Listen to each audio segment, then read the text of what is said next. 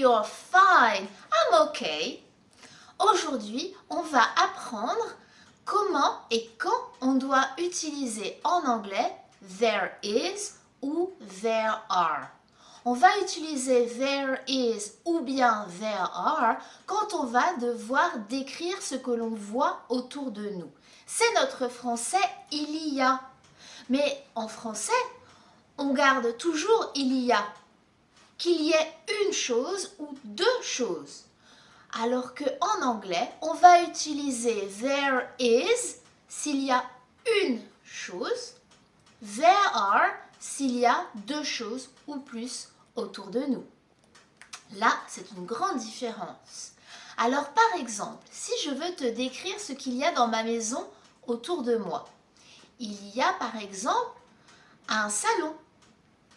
Et dans mon salon, il y a un canapé.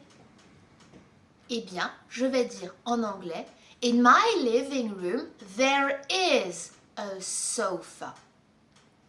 Je regarde autour de moi et je vois que dans ma cuisine, sur la table, il y a des assiettes.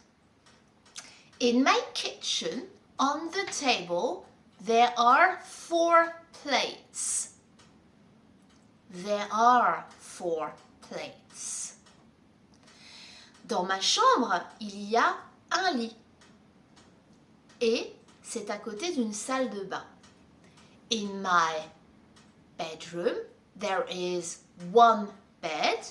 My bedroom is next to a bathroom. Dans ma salle de bain, il y a une brosse à dents. In my bathroom, there is one toothbrush. There is one. Voilà. Donc, rappelle-toi, there is une seule chose, c'est du singulier.